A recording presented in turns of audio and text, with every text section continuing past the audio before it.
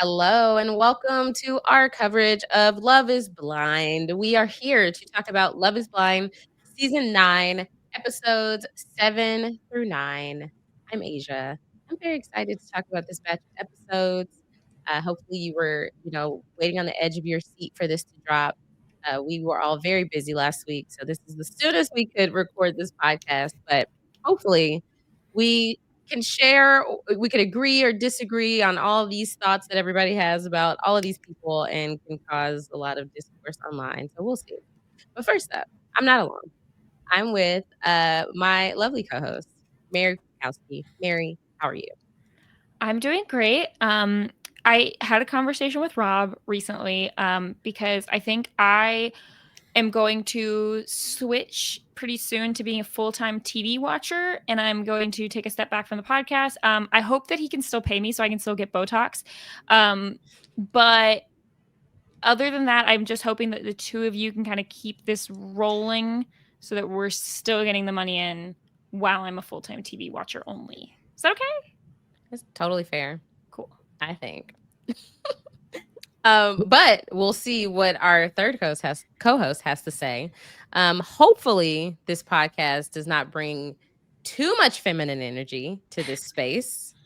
But I don't know. You let us know. Jason Reed. Jason, how are you? I'm great. That's why I'm here, to break up the feminine energy that was polluting this podcast. So it was too feminine, huh? Too feminine, way too feminine. I had to come in and break it up. Happy to be here with you both. I just want you both to know I both want and need to recap this show with you. Uh-huh. I really. But you don't need it as much as we do. No, I definitely need it more than you. You guys don't need it or want it as much as I do.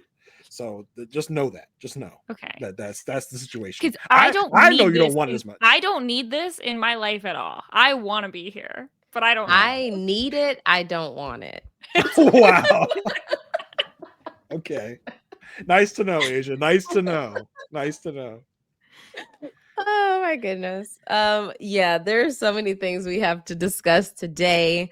But make sure you go subscribe to the Love at First Sight feed. That's where you can get all of the audio versions of our recaps of Love is Blind, Married at First Sight, which does drop October 23rd. Stay tuned. It's on Peacock. We'll talk more about that at the end. But the show Perfect Match, as well as the Ultimatum Queer Love. So one-stop shop for all of these unique love shows. And make sure you subscribe to the RHAP YouTube channel. Hopefully you're watching this there.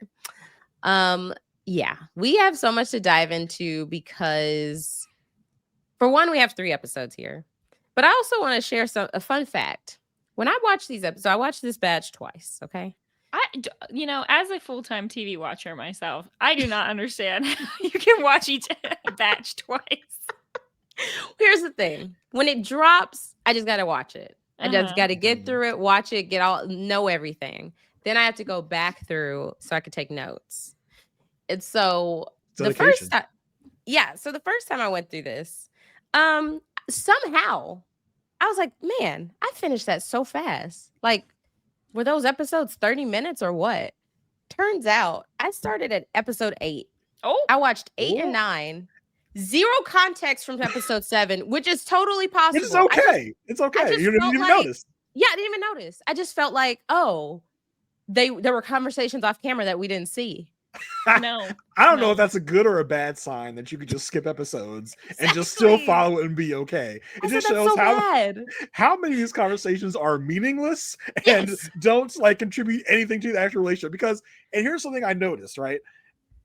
I don't know if it's something I'm just noticing now and it's been happening forever, but I feel like we have so many arguments that feel relationship altering / ending, and it's just like, we don't even talk about it. We're just like, everything's fine. We come into the next scene. Hey, how are you, babe? I'm good, babe. Like, y'all were just like, she was just crying and sobbing like 5 minutes ago. That's because, and I have this written in my notes, this show does not give us any of the good moments unless you're a couple who only has good moments. It pretty much will only show you the fights. So that's why, I mean, people will get married. People will talk about how, but like every day it's so good. We're so perfect. I'm like, we're not seeing that. We're only seeing your arguments. Exactly. Yeah, it's wild that I was baffled. I said, wow, so episode 7 really gave nothing. Well, let me go back and watch it. A couple of oh, okay, this is what like Nick and Annie were talking about. Yeah. But yeah, let's dive in. We are, like I said, or like we've been doing, we are showing pictures of these people in case you're still like my mom and you're like, I don't know nobody's names. That's what she tells me. She cannot remember for the life of her. But yeah, let's go ahead and get started. First, Wow. Look at this. It's us. It's pictures of us. Because we met in person finally. We did. Oh, what an exciting. I mean, not me and Jason. Well, yeah. Mary tries to stay away from you like the plague. Jason, we met. It's fine. Met. Just not this year. Not this time. Not this week. Unlike Aysha meeting everybody else. Right. Yeah. I joined y'all together. So we had a great past week. I got to see Jason in New York at the RHAP live show. Now, for those that have followed me and Aysha for a long time, on our podcast, the first time Aysha and I met, apparently my greeting to her was not up to satisfaction. Yeah, it was trash. It was trash apparently. So all the subsequent times since we've met, I've tried to up the excitement level every time I see Aysha. Aysha, how was it this time? It was good. He was very excited. He was like, "Oh my gosh, hey!" I was like, oh, "Yes." I had to make sure. I was walking behind you.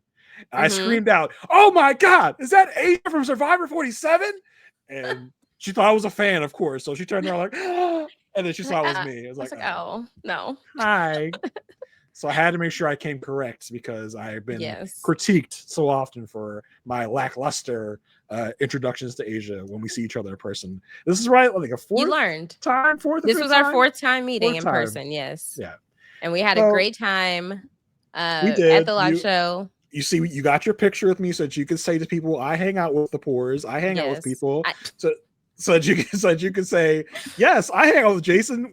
This was the 2 minutes we got to spend with each other. She's like, all right, bye. See ya. No, don't say that. Off. We talked. Oh my gosh. Me and Jason hung out. But then I got to meet Mary for the very first time, which is crazy. We podcast about, however many seasons of Love is Blind, and we finally met. Yeah, and now this is how I got to experience Aysha Welch because we were on the same train and we were like 7 cars apart, and Aysha's like, "I'm gonna let you run to me. I'm not gonna move." And not only that, I had to get out of the train, physically off the train, and run along the side to get in because you couldn't go through. Because they have the partition. They have the partition. They keep the poors out.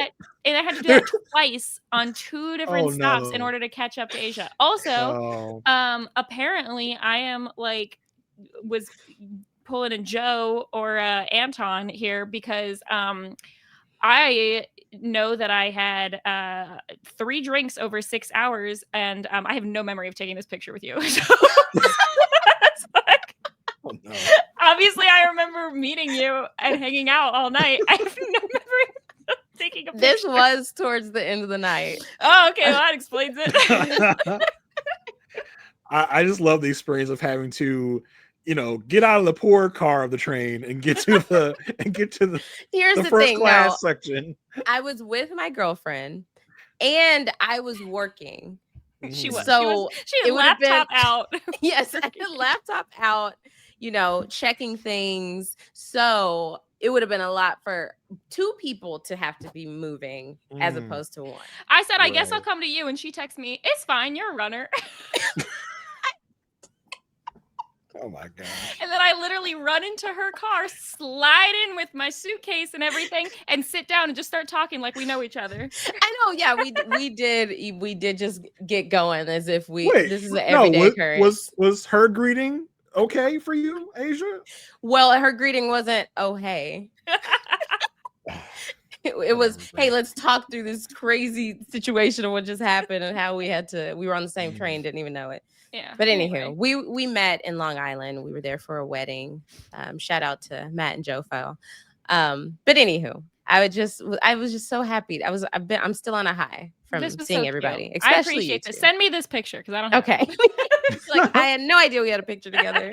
We didn't get one at the wedding. Glad we got a picture together. Exactly. All right. Let's talk about these. Mary's just blackout drunk during this photo. And I love it. Literally 2.5 drinks over a very long period of time. I'm not gonna remember this tomorrow, but hey, let's take a picture. Oh my gosh. Oh, okay. God. Anyway, back to the show people care about. Yes. Not our lives. Save your comments. We're getting to the show. Relax. Yeah. Like 10 minutes. Just skip ahead to that part retroactively. Yeah. Yeah. Okay. Anton and Allie. We were talking about them first again because these two again did not have much going on. It was kind of like, all right, they are painting this picture that she is high maintenance and he is and has like a higher budget in her life than he does, and he's like, I don't know if I can do this. But it never was like an issue that was just like at the forefront, something that they were addressing besides like these offhand like side comments. Right. And I think like the preview made it seem like she's asking just for him to take care of her whole life. Like, you're gonna take care of me, right? But in this conversation, she's like, hey, I'm gonna go back to school full time to do whatever. I don't know. Maybe she's trying to be a nurse practitioner.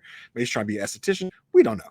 We know that she's a nurse right now. She says, I'm going back to school full time. And so just so you know, I'm not going to be like, I might work 1 to 2 days a week. He seems fine with that. He's like, all right, as long as you work 1 to 2 days a week, we should be good. I got you. And the tricky part is like, well, you know, just so you, also, last time I was at school, my mom cleaned up after me. So you might also have to do that too. It's like, well, I mean, she's like, just so you know, when I'm in school, I don't clean. Yeah, so, like, it's just not something I do. I live with my parents. My mom clean up after me. I'm like, well, I'm not your mom. Like, you're an adult. Like, you can also clean while you go to school. Thank you. I mean, obviously it's like, she is like, okay, I'm going to be busier than normal, so I don't have time for it, time for chores, but it's also completely different staying with your parents compared to like staying with a spouse or a partner. And so, so that seemed like, oh, they're going to be fine. It's just like one of those things he's trying to adapt to. It's not quite Jordan and Sparkle Megan's level, but in terms of like how it plays out practically. But the biggest issue that these two had was her learning about his past ways. Like, he liked going to strip clubs with his friend, he liked partying, and hearing that made her realize, oh shoot, he has been drinking every morning after work at first thing in the morning. And she's like, now am I being lied to about what he enjoys doing? Yeah, we first kind of see it and you don't even really catch it at the time. He's like, oh, like, we're making breakfast, and he's like, yeah, like, let's have mimosas. And she's like, oh, this is so wild. I never have mimosas like after work. This is fun, because they work nights, so it's in the morning. And then after the next conversation, I went back and I was like, ooh, those mimosas, that was foreshadowing. Because apparently in the pods, he kind of depicted his life and lifestyle like, yeah, I used to be a big party guy, but I'm not anymore. My friend is, but I'm not. And also, I haven't like gone to strip clubs in a really long time. And then when she meets his friends, like, we hear his, I don't remember his friends' names, but his male friend being like, I never thought you would get married, and I only thought it would last 2 weeks. Multiple times at the lunch or dinner or whatever, they're talking about getting tequila shots or doing shots. And his female friend, who walks away with her and like has girl talk in the bathroom, is like, yeah, he's like still a really big partier, and like a couple months ago still went to strip clubs and stuff. So I think she's trying to figure out who's exaggerating, who is lying, what's going on. It's just painting a different picture of him than she thought. And most likely he was just trying to, I don't know, seem more mature than he is or whatever. Because the girlfriend was like, oh, it was when they were single. So Allie's like, 4 months ago. Yeah. That conversation was so interesting because, and first of all, if I'm mic'd up, I'm going to the bathroom, I'm gonna give you my microphone before I go to the bathroom. You don't want to hear what's going on in the bathroom when I'm in the bathroom. At a restaurant? Yeah, anywhere. Any bathroom can get it, Asia, okay? Any bathroom. I don't discriminate. That's number one. That's number one. Like, why are we hearing their talk in the bathroom? First of all, I'm sure that it was like the needle. Yeah, it did. And the girl, Melissa, is the friend. She's like, she's basically checking for her man. She's like, hey, my boy was Joe can get pretty crazy. So I just want to make sure there could be no strip clubs and all that. She wasn't even starting this out trying to snitch on Anton. That's just kind of where it got. Because then it just furthers the conversation. Well, you know, Anton, he and Joe, they like to go to strip clubs. Like they like to be F boys, like to F around. And I think she kind of realized what she did because Allie's like, really? Like he told me he wasn't like. She's like, well, no, like when they were single, like 4 months ago. You know, like that's when it was happening. Which look, if you think about it. 4 months ago was the last time his friend Joe was single. Anton was single a couple weeks ago. That's the last time the two of them together went to the strip club. We don't know what Anton's been doing. And personally, I mean, to each your own for each person. Personally, I don't care what someone does before they're in a relationship. Right. But it's more, I think the sticking point more is like, he didn't tell her this and he didn't convey his life to be this way. And then it makes her wonder how much is he really going to change overnight, kind of, if that's not her lifestyle. Yeah, I just don't think he was specific enough for her. Like now she's hearing that it's 4 months. If he says, I used to do that. He didn't say used to was 4 months ago. Like, yeah. I mean, it also painted the picture that it was Joe. And I think honestly the here and now partying and drinking is going to be the bigger issue. Like obviously when they were on the retreat, when they were in the pods, when they're at the like pod squad party, that's one thing. But when they're at home and she's like, oh, he has like 2 beers after work every day. For some people that might be normal. For her, that's not her lifestyle, and so for her it sticks out. So. Yeah, for sure. And I like how when they finish the bathroom conversation, they come back to her, and it's one of those shots where it's like, uh-oh, what happened? Like, she acts as if like she just told her that he like has bodies in his basement. She's just like, well, I just heard some things that I really like. It's like, I mean, okay, like I get that she is a little taken aback by this, but I think. Yeah. Maybe the show was also kind of trying to inflate it because there's nothing else really. Well, and the thing that frustrates me the most is that she says, we'll talk about this when we get home, and then we never see it. I know. I was like, did I miss that scene where they did? Because I mean, why include that hey, this is something we need to talk about later. They either going to include it. Talk about it and don't record it, or they don't talk about it. She brings it up later at the Pod Squad party to the girls, but she doesn't have that conversation with him. Yeah. So I do wonder know. if they're like, I do wonder if they're just like kind of not being too super upfront on camera, because this was something that was caught like on hot mic when she didn't maybe realize or think that it was going to be on mic or on camera, and she comes back from the bathroom like, girl, we heard what you were saying, so you got to come down, you got to sit down and take this confessional about what we just heard. She's like, oh, you guys heard that? Ooh. And then she comes back to the table, she's like, you're in trouble, mister. He's like, for what? She's like, we'll talk about it later. And then we don't see them talk about it. Stuff. Yeah. Exactly. So I don't know. It'll be interesting to see, because are they just going to keep things going like it is? Or I think for the most part, there's just not much to talk about with them. And right now, I feel like I would guess they're going to get married, but there are these moments of talking where like at the end of that conversation where they're talking about him having to support her, and she's just like, you're acting weird. And he's like, I'm acting weird. What do you mean I'm acting weird? You know why I think like, it's those little moments. Yeah, I think they included that because they were trying to press home the alcohol situation, which yes, over time alcohol can impact a relationship. If she's thinking like, oh, the only time we get together, like the only time we can spend together is like when we get home from work. And then every time he gets home from work, he's drinking. So then it's kind of like, oh, is that something that she wants to? But is he getting Joe level drunk, or is he just like, you don't have to get Joe level drunk for it to impact a relationship. Yeah, I guess. And like Mary said, to each their own. But I mean, if this is his time after work, which is where I think a lot of people have a beer or two to, take the edge off or whatever. I don't think it's. I mean, I don't know them, so I can't tell. I can't tell you it's a big deal to her. But I would think for most people, it's not that big of a deal. If he's not getting now, if he's coming home and down a 6-pack every night or every morning when he comes home, I think that's an issue. But if it's mimosas and 2 beers, I think you could do a lot worse. I think it really depends on, her comfort. If she has a conversation with him about it and he agrees, then that's one thing. If she never brings it up, I think this might be a thorn that we've seen people basically never bring up something like this. And then they say no at the altar. And they're like, yeah, it was because of this reason. And I never brought it up with him. Right. We've seen that happen. I also think people can change. I've known people who every night had a beer or 2 after, work and then don't anymore. I'm like, don't drink anymore. So you just never know. Yeah, people can change. But I think it would be great if they would open up a little more. They both seem kind of he seems very oh, everything's fine. And then doesn't really push back. Even in the conversation about her not working in the Botox and going back to school, he doesn't push back against her at all. And then she seems pretty non-confrontational to where even if she has an issue, I don't think we're going to see the talk about it. I would just love to see a conversation about are you okay with not going to strip clubs if we're together? I think he would be fine with that and be like, well, you drink a lot. He's like, well, I'll drink less. Okay, fine. I think we, like you said, Mary, we just need to see that to know where they're at with it.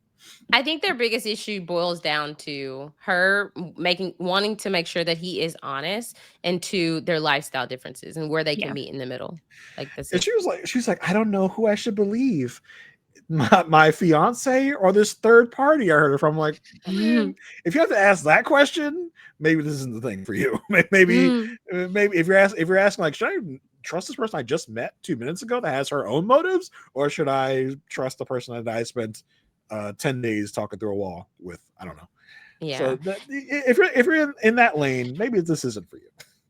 We also didn't see enough of we don't see enough of them to understand their senses of humor. So when we got that scene about preparing for the party and she's like, you can flirt, I'm not your mom. It was just kind of I couldn't tell if that was passive aggressive or if if it was just joking or what. Yeah. Well, and they were making dinner or something, and he jokingly called her passive aggressive. She's like, no, that's you. I was like, wait. Are you being for real? Or are you being we don't know. I don't know. So there are these little things that make you think maybe this isn't as smooth sailing as we thought. It's going to be some weird surprise at the end where they both say no or something. Yeah. I think it seems more like they're not fighting loudly like some of the other couples are, but they don't seem always on the same page.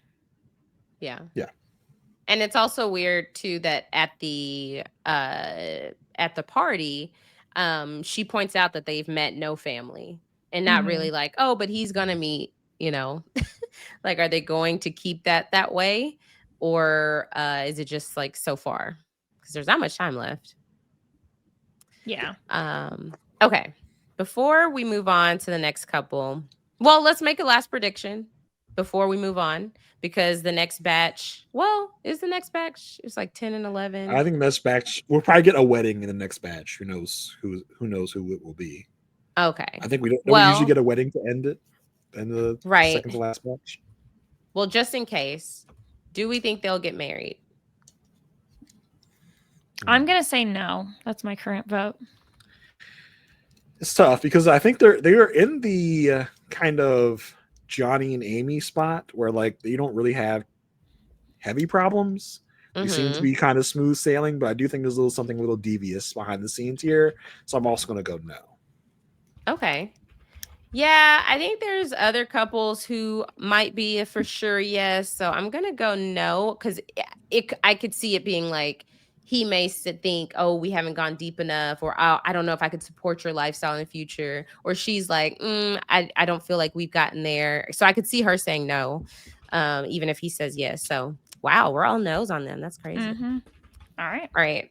Before we move on, I did get a DM that I wanted to read on air. This is from Kathleen. She says, hi, I love listening to the Love at First Sight podcast. Jason has lost his mind, thinking Bliss was Zach's number 2. He clearly loved her the most and got freaked out about how intense her family would be. So he took the easy route and chose Irina. I mean, Chef's that's a way to look at it. Okay. No, that's how we look at There's it. also the correct way to look at it. Okay, listen, I could read all the YouTube comments. So you got one DM. I got like 8. Look, like 12 comments. we'll talk about it later. But just because you proposed to someone does not mean they were your number one. Yes, it literally does mean that. It literally doesn't. It's a TV if you have a show. choice, There's a lot if of you factors. have a choice between one person and another person, like we're talking about, like Patrick, he didn't have a choice. She left. If you have 2 choices that are still here, and you're picking one choice or another choice. So Jason, let me ask you this. Every time that you make a decision between 2 things, you always pick the correct one. You don't ever say it like I mean, a lot of times tonight for dinner, I was like, I've got food in the house, or I could DoorDash. I'm going to pick the wrong one, even though I should pick the other one. It's not sometimes people make mistakes. Sometimes people pick the wrong thing.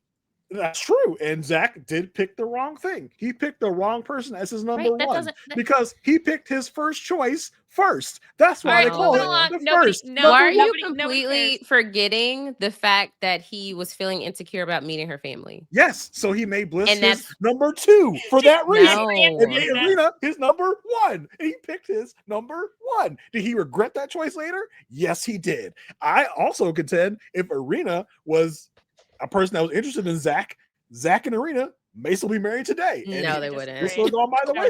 Absolutely not. If Irina was interested in Zach and gave him the time of day, you don't think they would have got married? Absolutely not. They had 0 in common. They had nothing going for them. It wasn't just, oh, she's not interested in him, was the downfall. We don't know if they had anything going for them because she didn't give them the time of day when they met. We have no idea if they had anything going for them because she didn't give him any moment to even see if there's anything between them. Luckily, we didn't watch them in that the pods. season was a while ago, and now we can talk about this season. No, Jason. Asia's the one that brought this up. Asia brought this up. I just got that DM. So I was just payback for last week. Exactly. Mm-hmm. Let's talk about Madison and Joe. See his DM for myself. I don't know the legitimacy of this DM. Whatever. Yeah. Let's talk about Madison and Joe. This is on a roller coaster that goes both up and down. Oh yeah, this is. It doesn't really go up. I think it ended on an up note. It goes up and down. It goes up and down. I think it went up and down. I feel like it went down. And then it went up, down, and then it's not. And there's no even hill or valley. There's no in between. It just goes up, and it magically teleports to down, and then magically teleports back to up, and then magically teleports back to down. As far as we see, I really thought after what we saw last week, this would be all down, and I don't know. Here we are. So I just feel like they never resolve things. They don't. They like Jason said, they magically go from up to down. So it's not up. It's wild to me because it's almost like Madison is settling for, oh, there's no tension at this moment, then we're good. Well, yeah, things are great. She's got love goggles on, or whatever goggles you want to call them, because Joe goggles. Because and we'll talk about like all their little things, right? But I don't even think it's all Joe. I think they are both. Oh. It's not all Joe. Like, ridiculous. I was kicking myself, but I found myself siding with Joe in one of their arguments. So this is where we're at. Let's talk about it. Let's talk about it. So post drinking blow up from last week, we get to, I don't know, it's because she is very passive aggressive in a lot of their communication. We had someone mention, or I don't know if it was last week or if it was just in the comments, but they do not communicate well. They just don't. And like there's the moments where she's crying and she wants him to come comfort her, but she won't say, Joe, can you come comfort me? Instead, she wants him to do that. And then meanwhile, he'll say like, why are you crying? Well, I'm just going to go back to sleep. Obviously, that's the wrong move. He's also probably still drunk. It's hard to tell, but probably. Well, I mean, they're both drunk. Let's get that clear. Right? Yeah. They're both drunk. And I just love, she's crying. It's like, oh, and he's like, hey, can you keep it down? I am like trying to sleep. I can hear you crying over there. I'm drunk. I'm trying to sleep. You're over there crying. She's looking over, seeing if he's coming over. Not crying. Crying, like sobbing even more. Okay, but it was wild when she goes to get in the bed and he literally gets up 1 second later. She's like, oh, so you're getting up now? He's like, did we have dinner? I don't even remember. Like, did I eat something? So out of it. And I quote, why are you laughing? It's not funny. Him. I'm just laughing because it's not funny. It's funny. I mean, he could be somebody that like nervous laughs or giggles. I think that is probably something he does where he doesn't know what to do. He doesn't. I mean, and he's also drunk, so he just kind of like tries to laugh his way through it. But it is such a patented example of why they should not be together. She needs reassurance, and he is not giving it to her. He is refusing to give it to her. He's like in bed, like, "Hey, can you like, bro? I'm trying to sleep. Can you keep it quiet?" And you can just tell that's why they don't mesh or get together. Like that's in a nutshell right there. Right. I mean, to be having this level argument too, when you just are getting started, it's like you don't have that foundation to know what the other person needs. So it's obviously going to just be like, oh, we're missing each other. And she ends up kicking him out and they sleep apart that night. And she's like, it's what they needed. And when they reconcile or he comes back, he's just like apologetic. He says like he shouldn't have not heard her last night, and they exchange I love yous. My boy put I need a good apology into Chat GPT, and this is what he will spit out. Like, I know I didn't hear you. I know I should listen more. I know I should be speaking with more intention. So sorry. He didn't apologize for anything specific. He uses such vague terms like should have been a better listener. Should have been more intentional. Like that good enough. He does it twice. He does it twice in this drop. Right. It sucks too that we don't, and it very well may not be there, but we don't ever see like why he is interested in her at all. Like it's just lip service. Like he's not saying what he is interested in about her. It's just, yeah, I love you. I feel like we got a little bit of that when she met his family. Like he talks about the fact that they got in touch with each other emotionally. They share the same family values, this and that. I think we get probably about the same level that we get from most of these couples, where I'm just like, and what do you like about this person? I really don't know. It's all just kind of flowery language. I don't think we got any more or less than anyone else out of Joe about why he likes Madison. He just thinks she's a good person. It still felt like less, even with his family for me. But I feel like, I guess maybe this is just me, but like, why is he so often telling the camera that he loves her and he's here for her? Not her, but like confessionals. I would think if he plans to say no, that he wouldn't be doing that. I don't know that he's planning to say no. Some people are not smart, so I don't know. So this is what I'm saying. So there are ups. There have to be ups. Look, I said there are ups. Asia's all downs over there. I am all downs. Okay, let's talk about how the fact like that he put a couple of his things in an Airbnb and said that was his apartment, because we walk in and he's like when he's showing her around his apartment. Did y'all catch him call this PS4 PS5? I said I didn't notice. Sorry. The amount of time I spent with the TV paused and was like, it's a PS5 where? It literally says clear as day in HD PS4. I was like, did they make a PS5 look like a PS4? Then I didn't know. Like I was like, that's a PS4, my dude. Like, what are you talking about? It was so weird. The amount of time I spent being like, all right, let me pause it. Maybe there's a PS5 like in the corner or somewhere else, but no, it was just a PS4. But he had so much meat in his fridge. Yeah, he that very easy to put in a freezer. He also has all these self-help books that are so important to him in a box deep in his closet. Did you read them? They look pretty new. They don't look like you had any use out of them. Have you actually read these books, or you just had them so you can show them? I don't know. I think my problem is I think I've just been to a lot of guys' houses where they look like this, and I'm just like, yeah, guys just don't have stuff. They don't have decorative stuff.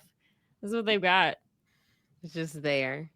I don't know. Yeah, I mean, is it a studio apartment? Is there a one bedroom there? He was like, yeah, I have my bed in the living room. Like, why? Like, do you have a mystery child? Wait, was his bed in the living room too? I missed that part. Yeah, like maybe it was a studio. I think I assumed it was a studio because it was. I guess. I was like, damn. Yeah. So this is where they got into one of their other arguments about her thinking or him thinking that she is being too optimistic about this. He's like, she's too interested. Like he feels like she's not being real and not having any concerns or reservations about them. I was pretty much Team Joe for most of this because I feel like he was just sharing with her that he's like, this is a lot, right? I feel like any normal person would admit this is a lot. It's scary. He's not sure where this is going to go. And she just kind of takes this and just blows it way up out of nowhere. And I was just like, ooh, this is not great. Because, I mean, Joe is not someone that can really communicate well. We've seen that. We know that. And I think that is a dangerous combination with Madison, who I think is going to take anything and kind of take it to a different place. This was the conversation where I was agreeing with him because it was just kind of like he was trying to open up about regular fears, and she said, "Wow, I can't believe you have any concerns at all. If you came to this experiment for the right reason, you shouldn't," which is just not true. This was just an example of how these two are just never going to meet in the same place because they're always having a different conversation. And she clearly was so offended by him not just accepting her excitement about this relationship. And he is like, well, let's take a couple steps back. Like, obviously, this is not normal. Like, you don't get married to a person sight unseen unless it's married at first sight. And so he's just like, it was one of those things where I felt like he was making sense for him. She was making sense for her. And they just literally don't know how to communicate. And so even later when they're meeting with his family, and he's like, it's just like being in the pods is just like marriage counseling. Like, no, y'all, like, well, maybe in the pods, but not now in y'all's relationship, because these two need they need a mediator. They need somebody to translate what they're saying to the other, which is why they're just not a good match. Yeah, I mean, I think you should be able to say, like, hey, like, I have some fears and thoughts is moving like very fast. And she's like, oh, so you're saying like you're saying you don't want to do this? She's like, no, I'm not saying that at all. Like, I'm just saying, like, I have thoughts and feelings. She's like, oh, you think I don't have thoughts and feelings? She's like, I mean, I don't know. Like, tell me, please. She's like, it's like, oh, I just gotta be a negative bitch then. That's what I gotta be. He's like, whoa, like, where did that come from? That was just way too much. It just felt like where he went wrong is instead of just focus on how he felt, he was like trying to also be like, wait, like, you don't feel this way? Like, you aren't concerned? Because that's where she all of a sudden had her guard up and got on the defense and was trying to like come at him about that, when it was just like, yeah, just talk about your own concerns. But this is just another example of they don't know each other.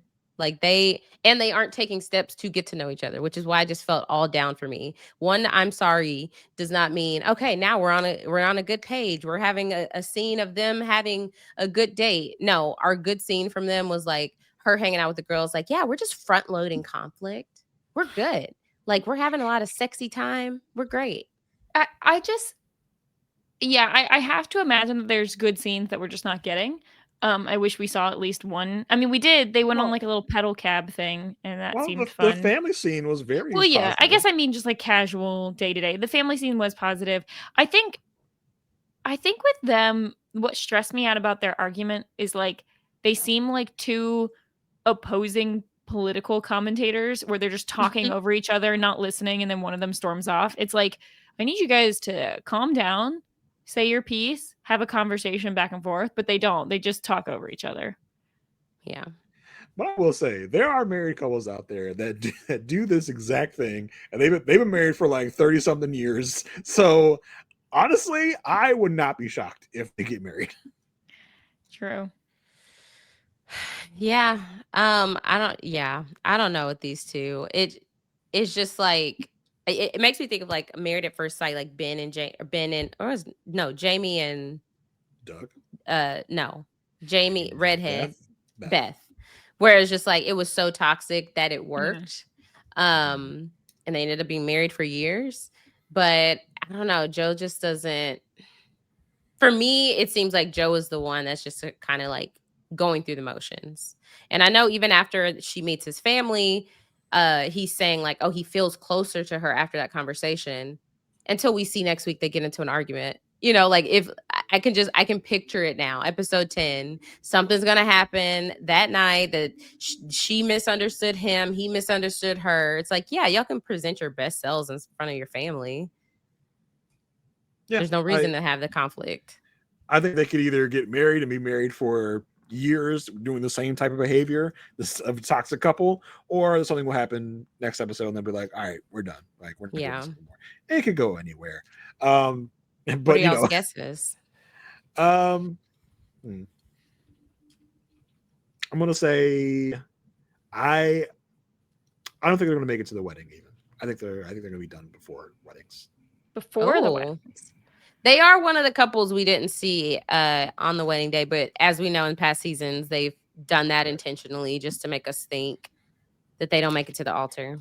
I think either, and I'm going back and forth deciding, they're going to say no at the altar but be dating at the reunion, or going to say yes at the altar but no but they will not be together anymore at the reunion. I'm going to say that. I'm going to say they're going to say yes at the altar but will not be together anymore at the reunion.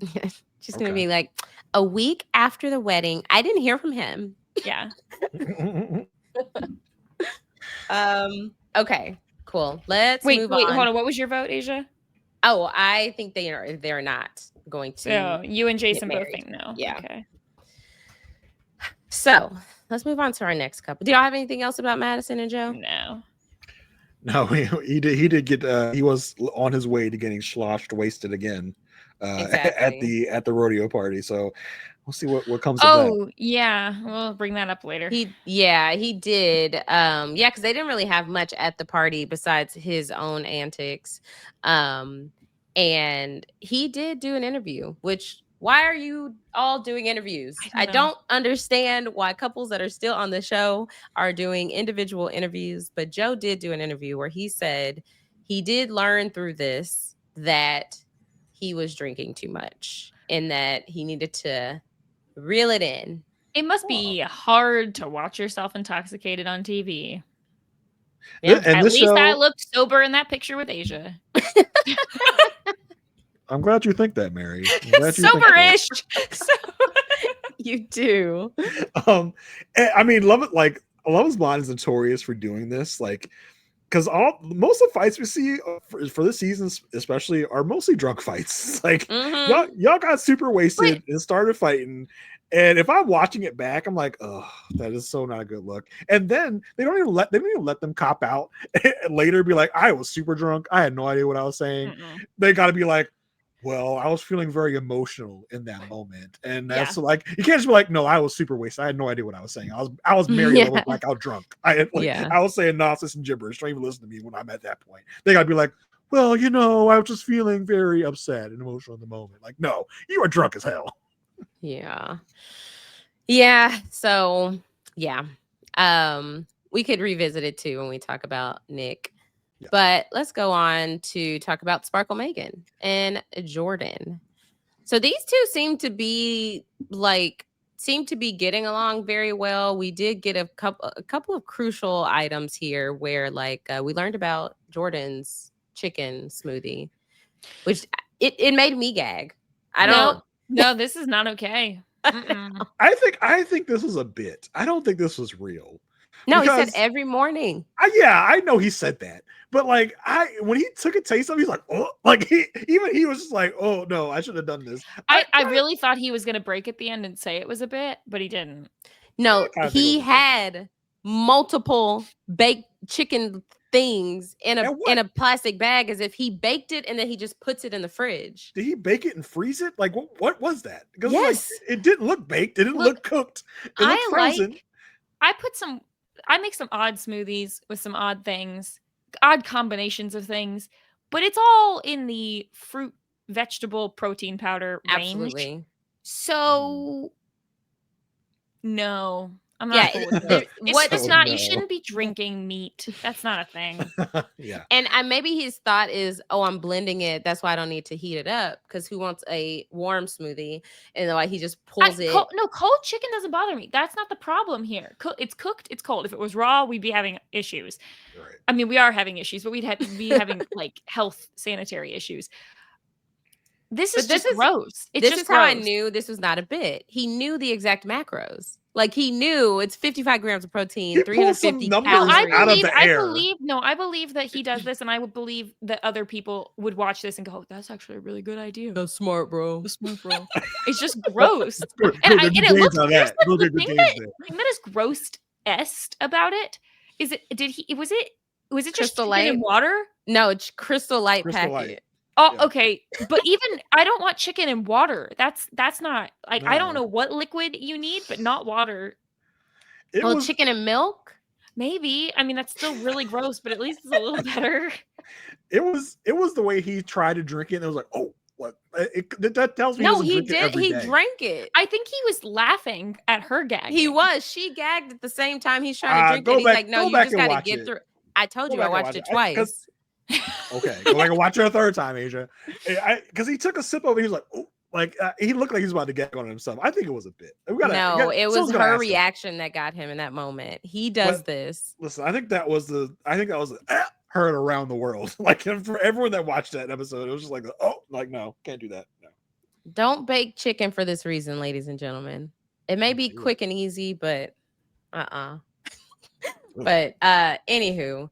The other thing that was obviously their main storyline is like meeting Luca and then kind of how they're going to form their life together. Like, she has this house in LA. Wants to sell it. She wants them to move into a bigger home. But we go and we see his place. We see that him and Luca currently are in like a 1-bedroom. Luca has the bedroom and he has his bed in the living room. So, this would be a huge lifestyle change for him because she took him to a house that's worth $2 million to look at. Jordan. Don't fumble this bag. You're about to have it made. You're about to get with a sugar mama. Don't mess it up, okay? Jordan, I don't want to be a mooch. Jordan, stop it. Be a mooch. So I get her idea of like, I want my forever home. I'm really excited about this. I mean, she didn't say that, but that's all I can assume. And also based on like, I actually sort of misunderstood the situation based on the next time on. I thought that it was going to be like that she was trying to get them to buy a house fancier than they could afford, but no, she can afford this. She can. So this is just like what her what's the word? It's like her level of living. What do you call it? Her quality of life. Yeah, I don't know. It's where maybe it's sort of that's where she's at right now. She has a $1.5 million house in LA, and she's planning on selling that and then using the money from that sale to buy another house. So for her, a $1.5 to $2 million budget is what she has for this house. I do think him going from sharing a 1-bedroom apartment with his son to moving into a, what did they say, 6-bedroom, 5,000 square foot house. I do think there could be like an intermediary step there where maybe they move it 3-bedroom. Yeah. Like a 2,000 square foot house first. And then like after that, maybe move up from there. Just so that he doesn't feel like he's like, you can tell that he feels like, this is kind of tricky for me to wrap my mind around, like moving into a completely different, tax bracket or whatever. But other than that, I think like a lot of their conversations, they do seem to communicate relatively well in a lot of them. There was a couple moments where it still seemed like, and it's not just her, we have a lot of the women in this season. It's like they will be feeling stressed about something, and then the man is trying to comfort them, and they're just like, no, but like, why aren't you feeling the same way I am? It seems to be kind of the thing. I liked that he explained to her like the value of like time with his child as opposed to just money and buying presents, because I do think like I completely would be in her shoes of being most nervous about like stepping in, not being nervous of like, oh, being a stepmom, but the things that come along with that, getting along with the mother, how to handle your role in the child's life. Yeah, but I don't think the answer is for him to be like, I swear everything's going to be fine. I promise you it's going to be fine. You don't know that. You don't know that. This little 5-year-old kid can meet this lady like, you're a doo-doo head, and that'll be it. Like, right? Like she'll be forever doo-doo head in his eyes. But I think he needs to I think he tried to reassure her the wrong way by not validating her fears and just being like, it'll be fine, don't worry about it. Like, no, like you have to actually like think about what we're gonna do if it goes wrong, or I mean, I don't know how it could go wrong. That's a good point. Yeah, I mean, because like, she was, it'll be fine, don't worry. Like, no, she she needs to worry. She was bringing up good points that are valid fears. Like, she's rightfully concerned because it's like she's never been a stepmom. She's never been in a relationship in this way that, you know, she would have another woman to be involved with who is Luca's mom. So Skylar is Luca's mom, and he did say her name. And even her bringing up valid concerns with Skylar, he's like, Skylar's not my mom. You're like, okay. He was like, yeah, I didn't meet David before David came around. I was like who's David? I assume Skylar's husband. Okay, because for a second I thought this was like another child, and I was like, who's this now? He's like, she had run David by me before they got together. I was like, I think this is a very different is this situation. Revenge? Yeah, I was like, are you doing this to get back at her or something? You sound very bitter about this. But this isn't like a girlfriend or a boyfriend. This is going to be your spouse that you went on reality TV to find. I think it's a little bit of a different thing. Like, I don't need to get her approval. I mean, you do if you want this stranger to meet your kid, I guess. But you did sound pretty upset about that fact. Like, I need David. But yeah, and like you said, Mary, like that, he was like, you know, hey, like you don't need to buy him like a super expensive thing. He's a 5-year-old kid. He doesn't know the value of money. He doesn't know you're going to buy him $1,000 Lego set against a $10 Lego set. That part of it was definitely fine. I think like she brought up a valid point. Like she's like, I told you my love language is gift giving, and I think what she's gonna have to learn is gift giving can look differently with different people, and like now you're gonna have to be a little bit more creative with your gift giving, because if you're giving a gift to a child, you can, you know, relate to, like Jordan said, go take him for ice cream. You're giving him ice cream in that scenario. You don't have to like gift him like a chain or something.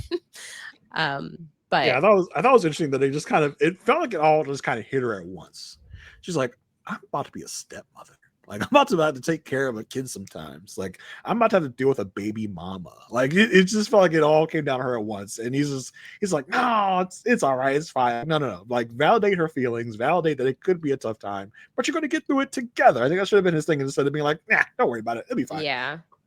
I mean, and you know, it was nice that she did meet Skylar off camera. She will be meeting Luca off camera, because it's like, yeah, they didn't sign up for Love Is Blind, but they are making this as part of their process, which makes me feel a little bit more like higher on their relationship compared to other couples. Like, I do feel like if any were to say yes, they're probably one of the few, because I think their biggest thing is Jordan getting through this. Like, okay, if I'm not providing financially, how else can I be a provider in this relationship? If he can find that, they'll be fine. But I think what they aren't like meeting in the middle on right now is she's like, I don't need you to be my financial provider. I got it. And he's like, oh, like you said, Jason, he doesn't want to be a mooch. Whereas like, if he can get comfortable with, that's not how she views him, so that's not what it is, then they'll be fine. It's a complex formula of like, what level is she comfortable living at? And what level is his ego comfortable of letting her provide that level for him? Like, if she's like, hey, I'm about to buy this $2 million house without mostly your help, is that cool? If he's like, where do I sign up? Let me walk in this 6-bedroom house that I don't have to pay a lot of money for. I'm down. If he's like, that feels wrong to me, I'm the man in this relationship, I should be at least providing half. It's like, well, the half that you can provide does not measure up to the half that I can provide. So am I supposed to come down to your level of half? Like, what does that look like? Well, I think that's why there needs to be a meet in the middle, because the thing is, going from one extreme to the other, it's not just the house, right? Like, and I think he brings that up at one point, is like, my IKEA furniture isn't gonna work in here, and so it's like, it's his whole lifestyle changing. It's every element of it is changing, which is why I feel like let's do an intermediary step for a year or two and then see how that is kind of. A 3-bedroom house is just not out of the question. Yeah, you don't need those 6 bedrooms. It's just like, for me, no, but for others, it's probably fine. I need a room for each of my pets. So a 3-bedroom's not going to cut it. But yeah, I also think we had to come to the super expensive house for the purpose of the show. Like it might not even been a thing where Sparkle's like, let me see his $2 million house. The show's like, we need to see a $2 million house so we can know we can show Jordan being a little insecure about where he can fit into this relationship. That was probably, that's definitely a part of it. And they definitely used Aysha's house as like a set or whatever to show like this is what a multi-million-dollar house the pictures can off be. the wall. Yeah, but yeah, I think it's I just kind of I think Sparkle. I think she's gonna be okay with meeting in the middle. It felt like she was being realistic about it. Yeah, she didn't seem. Yeah, I didn't get the vibe that she was too out. Like thinking too unrealistic. No. Yeah, but I do see a lot of chatter online, or I have been since we're recording later than normal, of people saying that either that she's talking too much about becoming a stepmom, which I'm like, it is a big deal. I don't think you can talk too much about it. I think you need to talk about it constantly because it is huge. That's a huge thing to step into like a child's life.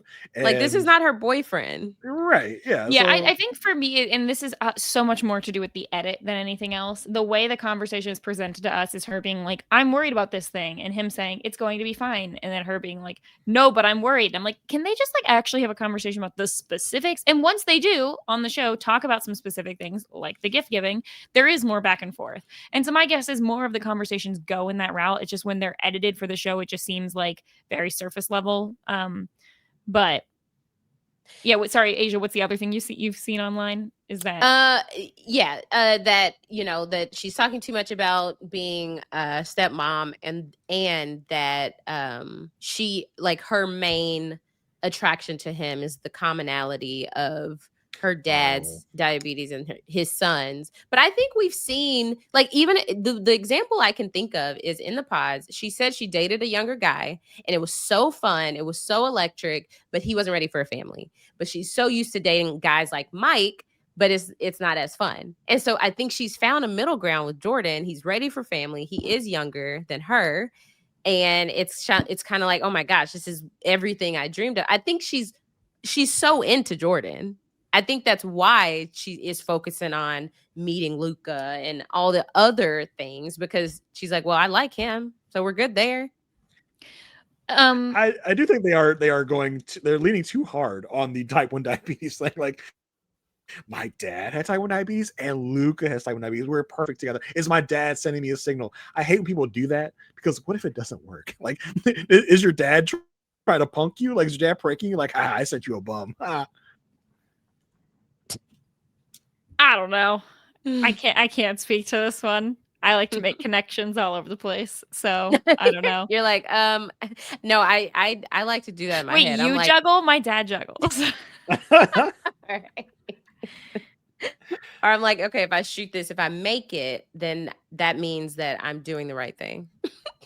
Like anything can mean anything for anybody, right? Like, and I think for this, it's just like that is just this strong emotional connection that drew her to Jordan in the first place. But I do think she is extremely attracted to him. Like, I'm not getting like of all the women, I almost think she is the most attracted to her guy. Yeah, I think so. Also, I mean, they did have the conversation about like where he, let's see, is this later? I'm sorry, I'm looking down. Where she said it was after the retreat party where he was drinking a little and acting kind of annoying.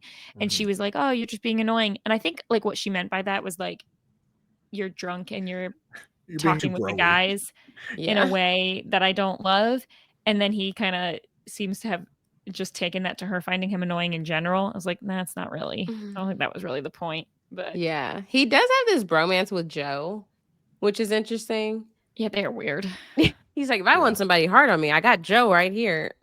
Like, okay, y'all are just I hopefully y'all aren't relying on each other for like relationship advice and stuff. And this is just a simple bromance that resurrects itself every group outing. I did love that conversation. Like the first part of in the first part of the drop, we saw where, like you said, Mary, she was calling him annoying for being so broy. She's like, I just want to be a power couple. It's like, a power couple? Like, do you think we're gonna be a power couple? And he's like, I still see that with us. I see with everybody else. She's like, who's a power couple? Edmund and KB, are they a power couple? She's like, no. Joe and Madison, are they a power couple? She's like, don't let Edmund hear that. No. So I was like, what are you talking about? Again, Sparkle Megan, Sparkle drunk. But yeah, like that was pretty funny. Yeah, let's get into the family meeting. It's very interesting. Meeting her family? Yeah. So when he met her mom and sister, and it felt like it went fine for the most part. Her sister did say she had a dream that her dad said that his son would have type 1 diabetes. Yeah, I think the message was, I sent Jordan to you, and this is the sign that I sent him to you, is that Luca has type 1 through diabetes. Her sister. Well, the sister had the dream about it. I think right. Probably after Sparkle Megan told her his son has type 1 diabetes. She's like, oh, tomorrow I have a dream about that. It's like, because she told her that, like, that's a dream she had after she was told that. I assume it would be way too weird if she had a dream before she met Jordan. That'd be a little too. Now that would be wild. That would be wild. I'd like to know the timing on this dream. But yeah, I mean, I thought it went fine. What'd you think? You had other feelings outside of the dream? No, I thought it went great. I thought the mom was goofy. She's like, it's like they had banter together. I was like, this is actually really good. I like the mom was like, yeah, I was coming in here not expecting to be okay with this, but I'm okay with it. And they get along really well. I think Jordan said all the right things. I did think it was interesting that she was like, I had like, because it was the 4th anniversary of her dad passing away. And she said she started the day, as a tough day, and he didn't respond the way that she wanted him to. But they talked it out, and it went better. It's like, oh, this seems to be going very well. Yeah, I thought it went very well. They're probably my top couple at this moment. Yeah, I did. One thing we did learn over the course of the episodes was that she's never been in a serious relationship, which is what he told the guys. So I think that is an interesting fact. But from the sounds of it, she's dated, so I guess it's just never been like a committed relationship that she's been in. Oh, I didn't even catch that. Yeah, he told the guys like, oh, she's going to sell her home in LA. She's never been in a serious relationship. So anyway, there was a party in episode 9 with everybody. All the pod squad came and all the existing couples. And so we did get to see Mike again. And so Mike and Sparkle Megan got to have a conversation. And it very much so, like, Mike had this arrogance about him that he thought that Megan was going to be like, I made a mistake. No, and this was the most confirmation to her that she made not a mistake. I mean, like, he literally, did I mishear this? Or does he pull her away and say he wants to talk to her? And then literally asks her to dance. And she's like, no, I'm not gonna do that. Yes. And then they sit down. Let me tell you. Okay, man. Oh, and then they sit down and he asks her, so do you think you made the wrong decision? She's like, no, I don't think so. She's like, yeah, I mean, you remind me of a lot of guys I used to date. You're really cocky and stuff. And I wasn't really sure I would trust you when I went out of town. And he's like, oh, so like, if I was going to come here and ask you like to be with me, would you? And she's like, no. Let this be an example to all of you future Love is Blind participants. This is how you do it. Yes, you are going to be forced to have a conversation, to have an awkward conversation with someone you rejected in the pods. This is how you do it, so that your partner doesn't leave thinking like, that was weird. You spent a lot of time with them. They look really chummy together. Be succinct. Be short. Answer with one-word answers. Did you think you made a mistake? No. Are you going to get married? Yes. Like there will, no matter what happens at the reunion, Jordan is not going to be able to point and be like, wow, I was really shocked to hear what she said with Mike after that. No. Yeah. It was great, like, because Mike tries to pull out all the stops at the last minute. He's like, "So did you get the emerald cut that you wanted?" She's like, "I mean, no, but I like the ring a lot. Like, I love this ring." He's like, "Well, I would have got you an emerald cut. I would have got it for I you. picked it out for you. You know." It's like, all right, bro. All right. Like, he's still trying to he's trying to win the day, which is what he's been trying to do this whole time. He's been trying to win over Jordan, and he thought he's going to slide in here. He's like, "Well, now she's going to see me. So there's nothing she can do now. Now she sees me. I got the personality. I'm going to win over Jordan." And she just shut his shit down super fast. She's like, I was going to slide in the DMs, but I just figured, I shouldn't do that. She's like, "Good. I'm glad you did." Glad you. I'm actually relieved that that's not something that happened. Man, because even if she could go to Restoration Hardware, which earlier Jordan was trying to remember the name of that. I had to look it up, and I recognized it by the logo. I've never bought furniture from there, but it's some expensive furniture. But anyway, she knows that she would have the lifestyle that she's like seeking with Mike, because of his all his business ventures and stuff, which is another story. Go look at Lifetime Story Time with Ricky on TikTok, because there's been a lot of chatter about Mike and his business dealings. But I think that Megan is very much so, like you said, Mary, realizes she made the right decision, because even there was a confessional where she's like, "Of course it's going to be chemistry. We dated in the pods, of course." I think it was like from really interacting with him, it's just like, no, I'm so happy with Jordan. So I'm glad this went that way. Yeah. Yep. We do get a little bit of next time on, maybe some tension with the fact that they both work a lot and don't get to see each other all the time. But I think that's a false alarm, and I think they're going to say yes. Yes. I mean, not Mike and not Megan. Morgan. Gosh, yeah, Megan and Jordan. We get that clip, or that I guess, a clip of him saying, "Oh, this isn't the pods." Because she's like, we spoke so deeply in the pods, or whatever. He's like, "This isn't the pods." So hopefully there's not like a communication lapse that arises, because I think they're good for each other, and I think they seem genuine. I don't know. So Mary, your prediction is no? No, I'm a yes. Oh yes, okay. I think they're gonna say yes. What do you? I'll go yes. I've been really back and forth on it. They are one of the couples you don't get any wedding footage from, but I do think that is a fake out. Mm-hmm. So I thought we saw her in a dress. We saw her putting on a wedding dress. Yeah. Oh, did we? Mm-hmm. Yeah. Oh, okay. I feel like this might be the feel-good story of the season. So let me go with yes on that. All right. Okay. I'm very wary of it, though. Got me over here backspacing.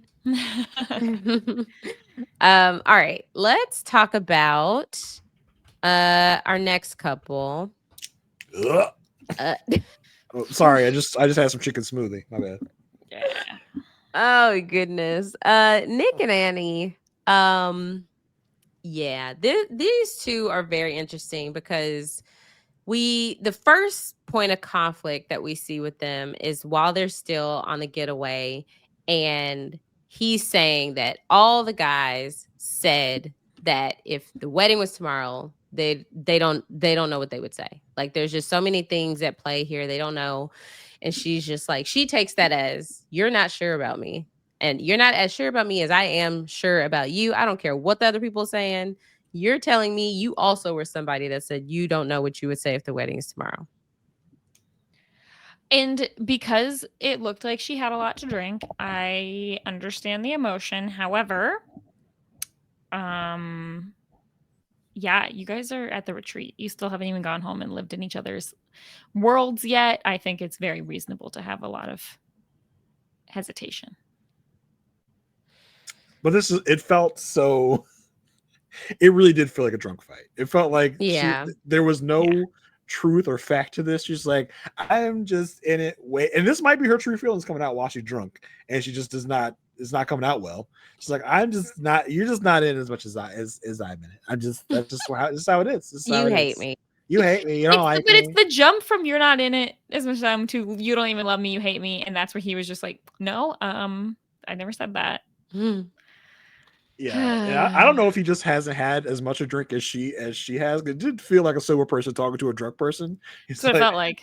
He's like, well, let's just get some rest, and tomorrow's a new day. She's like, you don't get it. You don't get it. It's like I'm just trying to get you to go to sleep. Okay, so I wasn't trying to make this a big thing, and then he proceeds to make it a big thing because she says, well, you said you don't love me. He's like, I did not say that. You're putting words in my mouth. I'm like, oh. And he said he was really put off by that. And she's like, okay, like, yeah, it won't happen again. He's like, it can't happen again. He's like, whoa, can't. It's big words, my man. Can't. Right. What you gonna do? What you gonna do if it does? Exactly. Step, brother, step. Oh my gosh. Yeah. I mean, and then the big part, another big scene that's been making its rounds on TikTok is them viewing his mountain home. And you know, he asked her, is it too masculine? He's showing her all the like neat things about it. He shows her his man cave in the garage, and then we get to the sales. He says, yeah. She's like, whoa, like the sale's pretty big.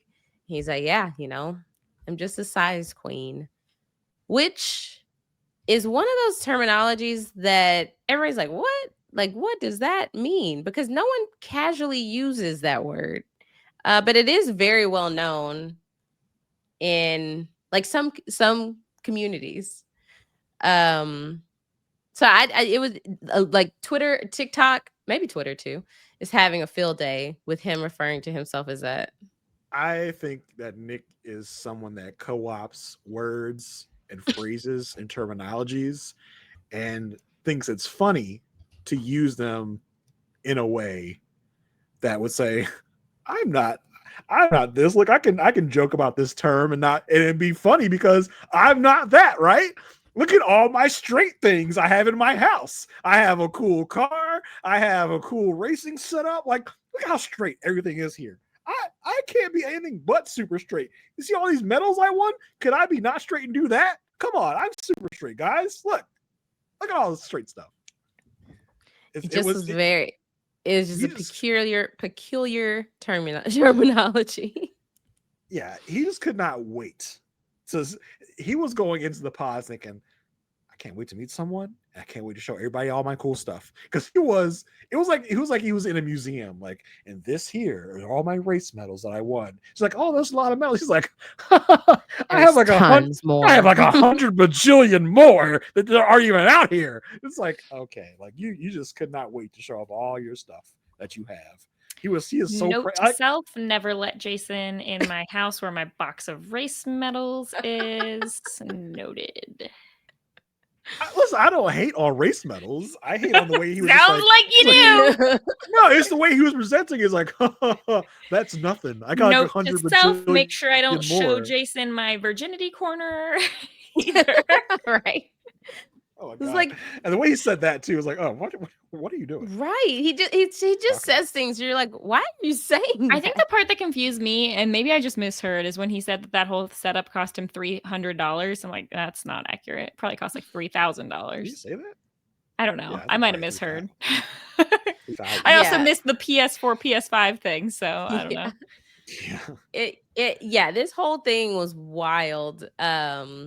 Because, you know, like she's just laughing along with like everything he's showing her and stuff. But really the bigger deal is like he's showing her how much he's invested in this place, where she wants him to come live at her apartment, I guess more into Denver. And he's kind of like, well, we don't have to sell this place. Like I really, and he works from home. So, you know, he's like, he enjoys that's his world, right? In that house. So it's not, I just don't know where they meet in the middle here. Cause she doesn't want to move up there. She has her like salon closer to where she lives. Yeah, get a house somewhere else. You use his as a vacation home, rent it out. I don't know. That's meeting in the middle, I guess. It doesn't seem like that much of an issue. He is saying that he's fine with not living there. So it's not like a huge issue for them. I think she probably does feels a little guilty in this moment, which who knows, that may be what he wanted her to feel by showing her all this stuff like, see all my things here that I love. I love to live with you in the city. I love the city. Great. I just have so many things here I love, but I'll come live with you though. Maybe she's thinking, oh, I'm so glad that all his stuff is stored here. Yeah. Yeah. So guys won't be junking up my apartment. Yeah. We did see him like help her with her salon. And then we see her meet his family at their apartment. And I took note of when she listed out the things that made her fall in love with him, because I thought this was very interesting. She said he cooks. Okay, that's nice. Like, you can like a man who cooks. He wants 2 kids also. Okay, cool. His parents are married. He has a little brother. He owns a business, and he's outdoorsy and likes watches and nicer things. That just all felt like, okay. Him. I mean, I feel Is like all the there stuff are that he 100,000 people with those qualities. None of those things are really about him. I mean, it's right. It's more Like, than my significant other's child has the same disease my dad had. Well, more than that. But that's not what she's saying. She's falling in love with him. Well, sorry, right, you're yeah, lagging. but I mean, listen, they have similarities. What do you want? You're lagging. So it's like real. I don't know what you're laughing at. Yeah, Jason's lagging a little. Yeah. I think he was saying that it's more than just saying that your child has the same disease my dad had. Yeah. I mean, yes. Disease, not disease. Condition. Sorry. It that is different, but she's also not saying that's why she fell in love with him.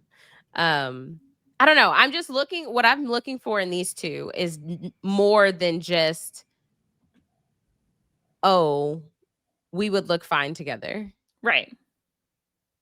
Like, it just seems like you said, it seemed less about things that are specific to like his personality or things that she, you know, and I get it. Drew her to him in the pods. Having similar goals and values is definitely important, and I think she knew that that's what his parents would appreciate.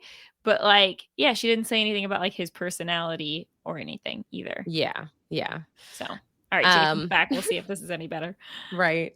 His mom does call out that he is like very sensitive, and that like when he was 2 or 3 years old, he admired the beauty of like the outdoors. She said he was such a deep kid. She said we were at the lake by the cottage, the cottage we have. Just to let you all know we have a cottage. And he said, Mommy, I don't want to go out. It's so beautiful here. I thought she was talking about he was like, this was like 6 months ago. She's like, he was 2 or 3 years old. I'm like, okay, really? She's like, but he's my sensitive child. He's like, sensitive, Mom, not gay, right? Make sure you get it right. Sensitive. I'm straight. It's 2 or straight. Get it right, Mom. Yeah, I don't know. It felt like well, she was relating it to both her. She said they're both very sensitive. Like, she brought his brother into the conversation. It was so weird because it felt like she looked over to the left. Like, oh yes, and his brother too. His brother is here as well, and is also someone that. Do we know who's old? No, yeah, he has a younger brother. Usually, the younger is the favorite. I don't know. Is that not the typical dynamic? The younger sibling is the favorite? No, I mean, it could be older, could be younger. It's never middle. I can tell you that much. As a middle child. It's never that one. That for sure. I thought you were about to crap on Dave again, Mary. I thought we got the cake. No, Dave's baby. Dave's a little young baby. And Laura's married with a kid on the way, so she's currently the favorite. What do I got? 1/3 of a Love is Blind podcast. Used to be 1/2. It's going downhill. A bunch of racing medals. A whole box full. A whole box. Jason, this is why I have to keep them. You gotta keep everything you can get your hands on. Right. Did y'all sense some when we get to the meetup later, did y'all sense some I don't know. How did you feel it went between Nick and Annie and even Kate arriving? Because it very much so felt like Annie was in a like, I know my man. I know he's not saying the things that Kate is saying that he's saying. Well, that's how it seemed at first. Well, at first when they went to talk, Annie didn't want to look over there. Yeah. So I don't know what. I think she was just a little nervous about it. Maybe it's like she didn't know what was going to happen. But yeah, when everything was going down, and she was like, "Oh yeah," like she's just clearing things up. He's clearing things up with Kate, and they're like, all the other girls like, I don't know about that. Not what we heard. Yeah. And that got her wondering and worrying, I think. Well, I think the thing that got worried, and I think we'll see more of this most likely in the next drop, is that I think there is a little bit of not 100% transparency in what exactly went down between Nick and Annie and Kate, because, you know, we hear Nick go over and try to make himself look good and apologize and everything, and Kate is just like, yeah, but you said you love me, and then a few hours later, 40 hours later, proposing to someone else. Like, I'm confused. And he's like, well, no, like what I meant was that I had feelings for you, but that I actually loved Annie more. And she's like, you didn't say that, though. That's not how it went down.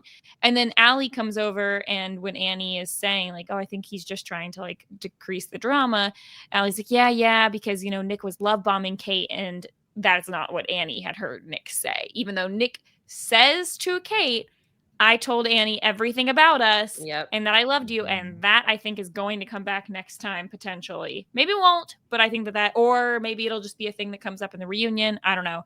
But I think that there is some disconnect here. Yes. However, sorry, go ahead. No, I think Nick was coming into this thinking he was going to say all the right things, and Kate was going to be like, oh, I get it. Yeah, no hard feelings. Thank you, Kate, for holding this man's feet to the fire, and be like, no, you told both of us you loved us, and you told me at first, and then take it back real quick. Which I would love like some flashback help with these type of situations, because as far as I remember, Nick dumped her as soon as she was like, I'm not down with God, and he was just like, oh, then we gotta go, because that's not happening here. But with the way Nick is spinning it, is like, I just was more in love with someone else, which is why I dumped you. So I'm like, right, which is not adding because he wasn't in that conversation where he broke up with her. That was not the point of the conversation. Like, they were talking about things. He was reassuring her until she dropped that. He's like, what? You said there was a before. Yeah. It's just wild. He's definitely I don't know, just like he has it in his mind. We were in the pods, we know what was happening in there, where it's just like it'll come out what actually happened. So I think it is interesting for Annie to learn that maybe Nick isn't being completely honest about the situation with Kate. Does that change where they are now? No, but it is important that he was honest about that situation. Yeah, and I think, what did Kate say? That he told her that she was his best connection, and the other connection he had, he could not get there with her. Yeah.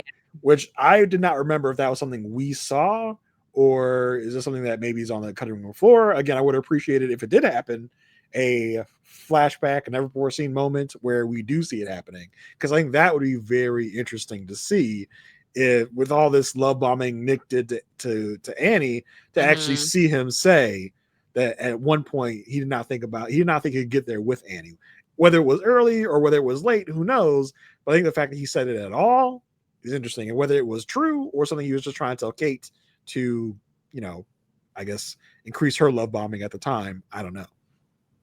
Yeah.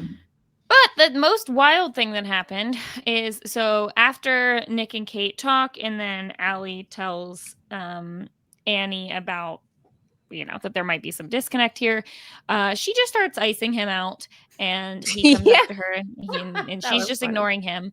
And then right in front of everybody, including both Annie and Nick, Joe, because he's on his drunk shit again, just goes, yeah, I think Brayden would have been better at sex with Annie than Nick. Nick probably only does missionary. And I'm just like, Joe.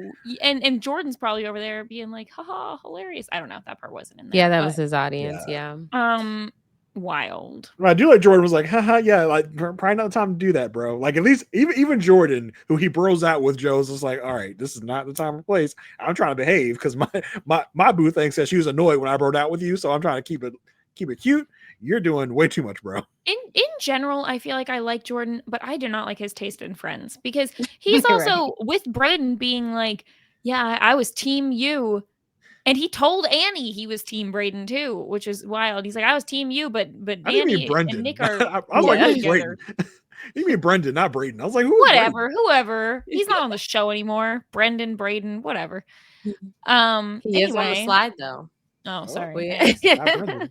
No, I just turned to it. Do they even chat? Do they even talk? They I don't know. They said hi, and it was like one of those moments he's just kind of like looking at her.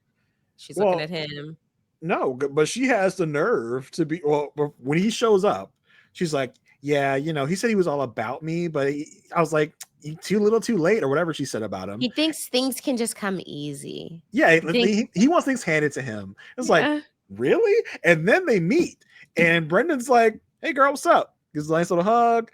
Probably something like when I said to Asia the first time we met. She's like, "Not good enough." And so, literally, Annie's like in a confession, like. He claimed he was so in love with me. He was all about me. But now look, he barely even talking. Like, what do you expect? Like, why would he be all over you? Exactly. He's not acting like that now. What? Yeah. Why would he act like that? You broke up with him. Why would he be acting like you're his top priority now? He probably learned more about you after he left the pods inside you were stank. So he doesn't want to have anything to do with you now. But he did say, he was like, I'm still not over it. I'm still hurt by the pods. And that's when when Jordan tells him to get over it. He's like, yeah, Annie and Nick are better match. Anyway. Like, yeah, let it go. Yeah. I agree with Jordan here. Like these two wouldn't have been a match. I think Annie chose the right person for her. I think of the two, of Brendan and Nick. Yeah. Is that his name? See, I need the pictures. For Brendan, between Brendan and Nick, Annie chose, like, Nick does seem more her speed, I guess. We would have seen different types of issues with Annie and Brendan because there was just like no substance there. It would have been more like Madison and Joe. I still don't even know who Brendan is. Brendan is still just a blank face to me. He has no discernible personality, in my opinion. The pods didn't do anything for his personality. This segment didn't do anything for his personality. He's just there. He's like thin air. But yeah, Brendan, you were saved. Don't worry about it. You're good. Well, the other thing is just like that we touched on before is like Joe just despises Nick. And I thought more was gonna pop off, because since I watched 8 and 9 first, I was like, oh shoot, okay, let me see what happened in 7. That between Nick and Joe, nothing popped off. So I guess it was just separate. But it's not just Joe. Apparently, everyone hates Nick because we get so many people saying, "Oh yeah, everybody thinks Nick is fake." Who said that? I think it was it Madison that said it? Somebody said Nick was fake. I think Allie even said no. Allie said somebody else said it. Pretty much, no one likes Nick. Yeah, Kate and Madison were talking about it. Which it must be why Joe also hates Nick so much. Or I don't know. They feed off each other. In that interview I watched of Joe, he did say he was harder on Nick because he was so close to Brendan. So he still was kind of, I guess, recovering just as Brendan was. He said he's a great guy. He's not my guy. I don't F with Nick. he's like he's somebody's guy. He's just not my guy. It's like, all right, Joe, stand 10 toes down, my guy. If you gonna hate somebody, hate him for real. Like, I like that. Right. That is his op, and we better not confuse them as friends. Don't do it. Oh my gosh. Okay. So let's see. Anything else on Nick and Annie? No, I mean, what are our predictions for them? I've gone back and forth. I know. I think they're gonna say yes. You know what? I was about to say that, but then I could see Nick pulling a switcheroo and saying no at the altar because of some obscure reason that hasn't been in the episodes. I think I'm gonna. I said too many yeses, I think. You said no. You've said one yes so yeah, you far. said yes have? for Megan and Jordan. That's Megan it. and Jordan. Yeah, give me a yes for these two. Yeah. As much as I hate it, I think they're going to be a great. I don't know. I was about to say something. I'm not going to say it. I think they're going to be a good couple that match well together. I'll just say that. Yes. Okay. Okay. Let's talk about another couple that is not a couple, but we did see them at the party, so we do want to talk about them. Is I don't know why it looks like that. Anna and Patrick. So they do finally meet up. He is finally seeing her since she ghosted him in the pods. And it's interesting because we talked a little pre-show, and I think we have differing opinions here. Anna, so Patrick is telling Anna, look, you were my number one. Okay. I was going to choose you and you left. Anna's perspective is you say that, but you proposed to someone else. So how am I supposed to believe that? And so it seems like Patrick came into this conversation like there was a chance for reconciliation. Maybe we could see what could be there. Anna's like, you proposed to somebody else and I'm done with you. The nerve, the unmitigated gall of Anna to come in here and be like, well, I guess it didn't mean that much to you since you posted somebody else. You left me. You ghosted me. What else was I supposed to do? That's what we're here for, is to find love. I had two choices. We talk about choices a lot, right? Today. My first choice left. You left me without a word. You didn't say, hey, let's try and meet on the outside. Let's continue this. So I thought we officially broke up. So yes, I did explore other connections to see what else was out there and found someone that I would like to be engaged to. Did it go good? No, it didn't. But I'd explore my other connection. I thought Anna was totally off base here. I didn't think she was off base. I feel like she had a point because it's like if I was the one that you were going to propose to, then you wouldn't just like settle for a number two. But like I don't think that I feel like they both have reason to be like they're both right. Like he had every reason to be like, well, you ghosted me, so let me try to see if I can even get there with this other person. Yeah, he didn't really get there and he proposed anyway, but that was on him. That was his choice he made. But Anna has every right to not. He got there. He got there on his standard. He got there. Yeah, I said that. Yeah. Yeah. And by his choice and standards of what he wanted. Mm-hmm. But with Anna, it's like, no, that door is closed because if I know, she is basically saying, I don't want to be with someone who is not choosing me, right? And obviously he hadn't made that choice before she left, but him choosing her is not proposing to someone else. Here's the thing. Everyone has just accepted for years the absurdity that is the structure of the TV show The Bachelor, Bachelorette, where a lead dates many, many more people than 2 or even 3, usually says I love you to multiple of them, usually goes on fantasy dates with multiple of them, and then gets married to one in the end. Don't get me wrong. I'm not saying that no one has issues with it. But for whatever reason on this show, people really seem to have an issue with someone saying either that they love 2 people or liking one person, them leaving or not working out, and then switching into the other person. I think that it's one of 2 things. If you have gone on this show to be on TV, stay as long as you want, pivot as long as you want, whatever. If you have gone on this show to find marriage, then I think it's fine to pivot to another person if your first choice goes home. Much like in dating, if you are on dating apps or if you are going out on dates and you date one person and they ghost you, you're probably going to pivot to the other person. You're probably not going to wait any period of time before doing that necessarily, unless it was like many, many, many dates or whatever. But this is in the period of 10 days. We don't know what day she left. Maybe she left on day 4. We don't know. So that's my stance on this. And am I saying that that's right and how it should work always? No, but that's life. And I think that was life for Patrick. So, Jason, are you saying she should have given him another chance, or you just didn't want her speaking up about her thinking that she was not his first option? I don't think for me it has anything to do with giving him another chance. I don't think she should have taken him to task. Like, well, I guess you didn't feel that great about me because you went with somebody else after I left you and ghosted you and gave you no heads up, no warning. So why would I just be like, well, I guess that's it? Anna was the only person for me out of this batch of 15 other women. I think it's unreasonable to expect him to be like, well, I guess I got to go home. This show is full of people having two choices of things, seeing their lives go in two different directions with one person or another person. I just thought it was kind of like ridiculous for her to be like, well, I guess you didn't feel that good about me, did you? No, I did. I wanted to pick you, but you left.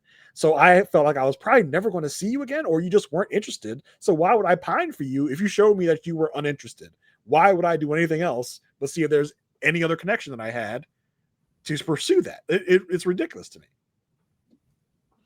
Yeah, I think right now, or not right now, and during this conversation, it seems like she's just not believing him by saying that, right? Because his actions to her seem like you wouldn't go proposing to somebody else. Like you wouldn't, if I was the one, not even just your number one, if I was the one for you, you wouldn't go proposing to someone else. But she did also say that she cried about Blake and Patrick. He's like, well, you had two options. He's like, yeah, well, I'm not the one saying that you were the one for me. And I don't think he ever said she was the one. She's like, you were a one. You were number one. I also had a number two. And so my number one left. So I went to my number two, and which is perfectly logical in my mind. And I do kind of think this was a way for Anna to be like, well, there can be nothing between us because you chose someone else. I just kind of think Anna's not interested in dating Patrick. To be honest with you, I think this was the easy way to let him down. To be like, well, yeah, absolutely. This is on Why you. was Anna even here? Because we needed this meeting. We need this meeting between Anna and Patrick. That's just good TV, Mary. Casey should have been here. I don't know who gave her the out. Well, yeah. But she is just like the fact. I mean, also, before we move on to Casey, I did think it was funny that Patrick and Anna, Patrick's like, remember what you told me? When you know, you'll know. Remember you said that? Do you remember? I'm like, Patrick, that is the most common saying I've ever heard. That was not special coming from Anna. You should write books. You have really good sayings. Right, you go away with words. Did you just say the grass is not always greener? No. You need to patent that.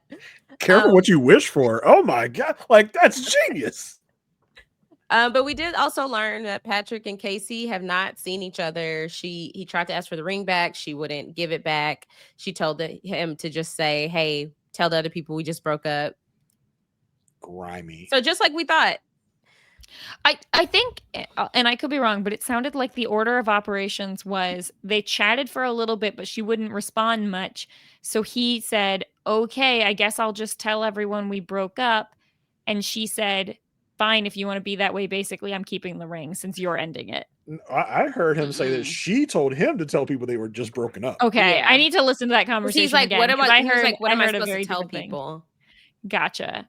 Yeah, I need to re-listen to that because I was like, that is wild that she basically forced him to break up with her so that she could claim to keep the ring. But if that's not the case, sorry, I invented fan fiction. That's what I thought. He said the last message that he sent and like kind of was left on read was like asking for the ring. Okay. So yeah, very. And the way that she said, you're not the only one hurt in this, so I'm keeping the ring. What?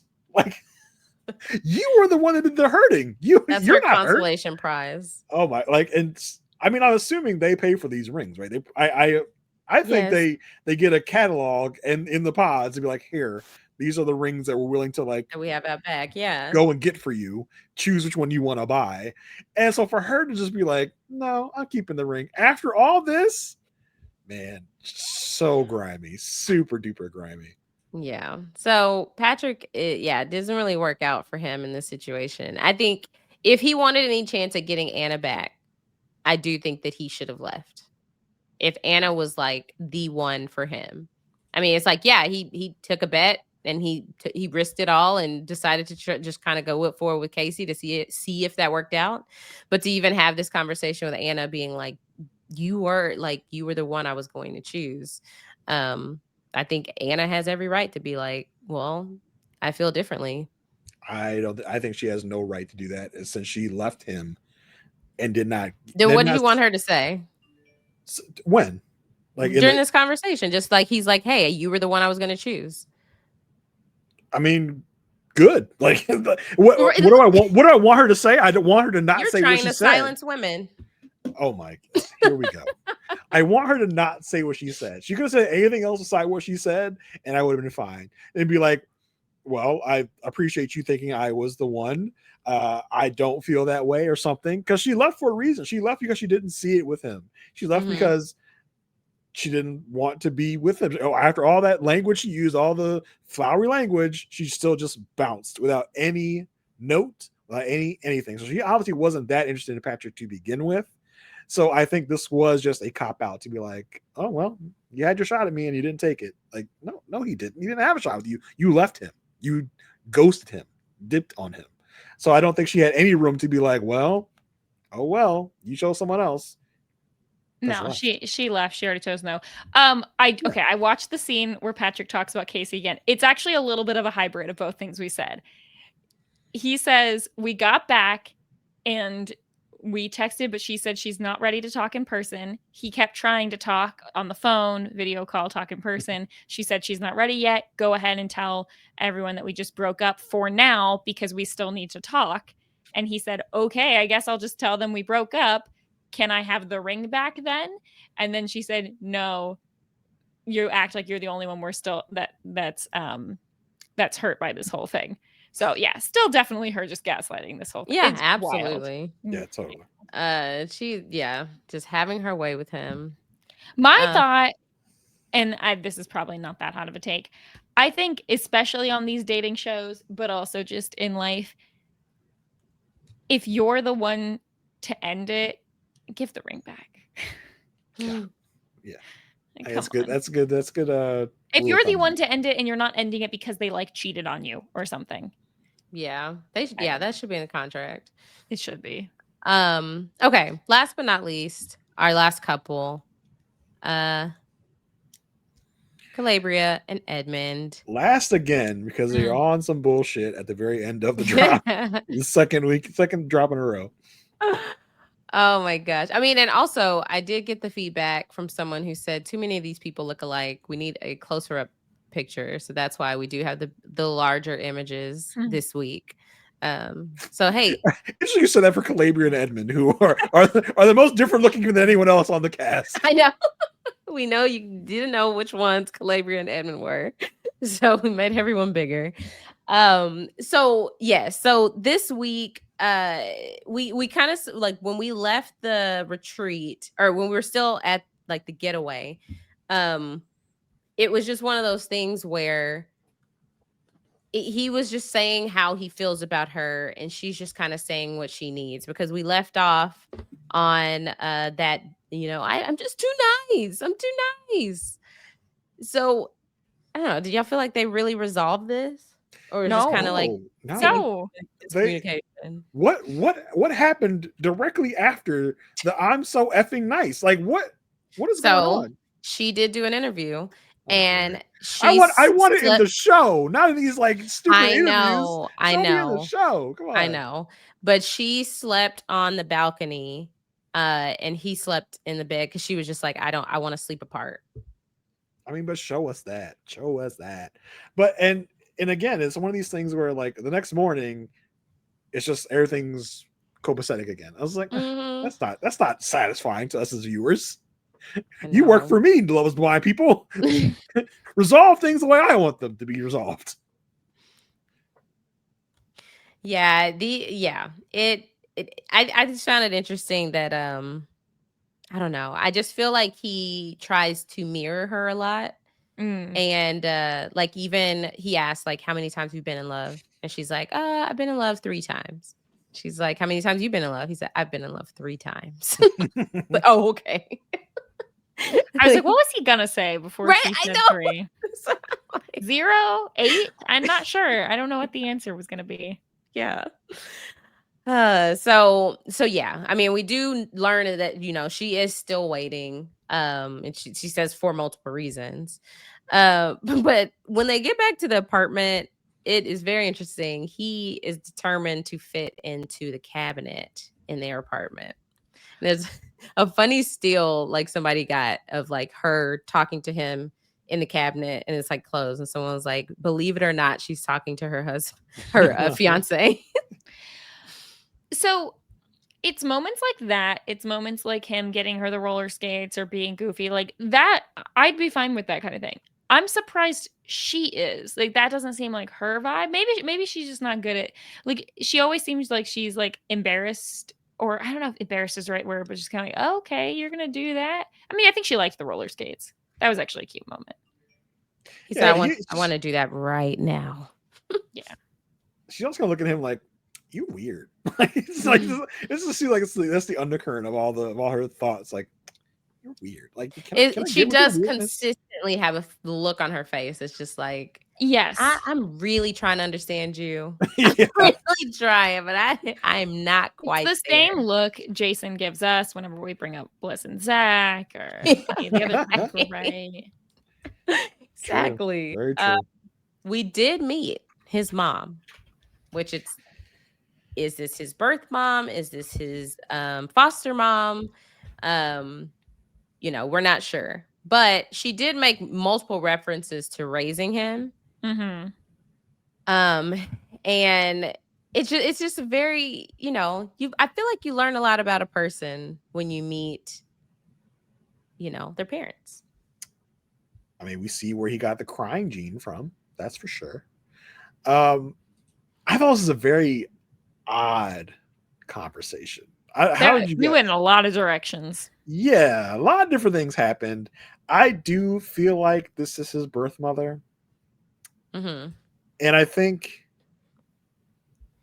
because there's no real mention of why he's in and out of foster homes. Mm-hmm.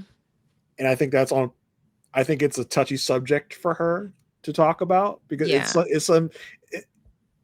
don't know how to really broach this. It's like she doesn't want to talk about that because she wants to portray herself as this like as one way, as this like loving mother. So obviously she doesn't want to, she's not going to go in those directions. She just wants to pose this as, oh, I raised him and his brothers, and this is like, you know, I did this and this and this, but we're not going to talk about the other stuff.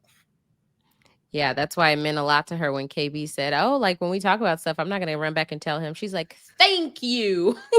Like, please don't go back and tell him everything. I was like, what does that mean? That was odd to me. I don't know. People are different, but like, it felt like if you are saying, I don't want you to tell my son everything I tell you, that makes me think you're also telling my son things about me that you don't want him to tell me. And that makes me uncomfortable. Mm-hmm. Or like she's gonna get real slick with KB or something, and they're gonna have like arguments and fights. But don't pull my son into our arguments or something. I was like, I don't know what this means. But that's not good. Like, don't go. She used the words, "Don't go ratting me out" to my son. I was like, rat you out? What do you weirdly this seemed to be the thing KB was most on board with. She was like, yeah, he doesn't need to know everything. Yeah. Which I don't even know if KB knows what she's talking about. She's like, also weird that this conversation was happening in front of Edmund. But like, maybe I don't know. Exactly. They did also talk about like she was like she's gonna give her some beads that she gives all of her daughter-in-laws from Ghana. And Edmund's like, yeah, it's crazy. Like when I first moved to Colorado, she went to Ghana. It's like she took a trip. Like what? Well, it sounds like she goes there quite often. Yeah, she's like, next time they're going with her. But I thought it was really interesting when she talked alone to Edmund and was like, yeah, we were looking at her Instagram and I was like, nah. It's like, goodness. And I have looked at her Instagram. And she just posts pictures as if she's a baddie. That's it. Who? KB? Yeah. Oh, I thought you were talking about his mom. Oh, Carrie? Okay. Carrie be out here in these streets. They ain't talking about Carrie. You ain't talking about Miss Carrie. Just checking. I don't know. Miss Carrie got OnlyFans too. Let me tell you. But I assume. Yeah, and you know she tells them, "Don't you be ratting me out. Don't be ratting me to my out. normal Instagram fans. Don't tell anybody I got an OnlyFans." But I kind of assumed that's what it was when she talked about the Instagram. Like maybe there's some like promiscuous photos on there. I don't know, and that would sully KB to his mom, which is ridiculous, of course. But yeah, it's a mom thing. Yeah, but she said meeting her is fine. So she likes it, and she feels like a baby's head in their way. So yeah, I mean, this was such a ranging conversation. It seemed like it goes from like one thing to another very fast, and yeah, it was kind of hard to follow at points, but I thought it was very interesting to see like where he comes from and why he is the way he is, which it makes sense. Yeah, meeting his mom. So it was good insight into how he is who he is. Yeah. I mean, she was even worried about him cooking, which I thought was very, I don't know if it's just because it happened at the time that his mom got there that they felt like they needed to include it. But I was like the flipping of the pancake, they were so insistent that like, oh, he's going to burn it. And she, Yeah. And I don't know if y'all noticed this too, but like in this drop, there were so many weird moments that felt like, why did you include this in this edit? Like the pancake, like there's so many other moments. It's like, why are we talking about this right now? Why is this even inside of a TV show I'm watching? It was so weird. Yeah. In this sequence right here with the mother, also it was like there's so many things in here. Like, why did you include this? Yeah. I mean, and so then we go to the party later. He's just an interesting guy because after like he rides the bull, and then he's just like in front of everyone. Oh, my balls hurt, and I just feel like guys don't usually be talking like that. I think that matches. I think that matches the vibe of all the other guys in the group, and we know that Edmund likes to fit in, so that does not surprise me. That sounds something that would come out of Jordan, Joe, or Nick's mouths as well. So that doesn't surprise me at all. Yeah, wild. But they did get into a disagreement and ended this episode not talking. All because Annie said, "Oh, Nick, you're so perfect," and Nick's like, "Oh no, I'm not perfect," and Edmund's, "Wow, that's so nice to hear. Oh my gosh, imagine." And she knows he's not perfect, but she said it. She said it. KB said, "What? What now?" Now, I did kind of think she took this a little overboard. Like he was making an offhanded comment, and she just kind of really blew it up. In my opinion, I think she's really hung up on this whole thing where he compares himself to and compares them as couples and stuff. Don't get me wrong. I think that was. I would not like to be the girlfriend or fiance standing there while he said this. Exactly. I would not want to. Knowing me, I would bring it up later when it was the two of us and not call him out right there in that moment. But KB is a stronger person than I am. And they proceed to have a whole fight about it. Shout out to Jordan again for later telling Edmund, like, go back there. It's not too late to apologize. Just say you messed up. It just was so shady to say that in the first place. Like, yeah, okay. Like people. It was shady, especially in front of her. In front of her, not only in front of other people, but in front of her. Like, why are you throwing shade on your own fiance? Yeah, it's an offhand comment, but the implication is you're not getting that positive reinforcement. Yeah. I guess I can see where you're going with that. He just said, "Wow, it must be nice to hear that." Not like, "Oh, I never get that. Like, I never get her telling me I'm nice." He says this, and I don't know where KB was. He doesn't say it once though. She is right there at his elbow. He was dramatic about it. He does say it multiple times. I rewatched it because I was like, "Why?" Because she asked him. She was like, "What did you say? What did you mean?" He was like, "Well, I was just saying that. Like, she said he was perfect, and I said, yeah, it's nice to hear that." And then she keeps going. He's like, "Well, you don't." She's like, "Remember, we don't compare." And he's like, "Well, you don't say anything nice to me." I mean, I feel like that was a natural flow of that conversation. Here's the thing: if he truly feels like she doesn't really say anything nice to him at times like this, again, that is a conversation they need to have. probably privately and not in front of other people at a party. But I think this is clearly it's striking a nerve for both of them. He's feeling undervalued and she's feeling like she doesn't like it when he compares. I don't know. And calls her then out. She has to give him an example. And then when they step away and talk, she's like, because she told him like admire, don't compare.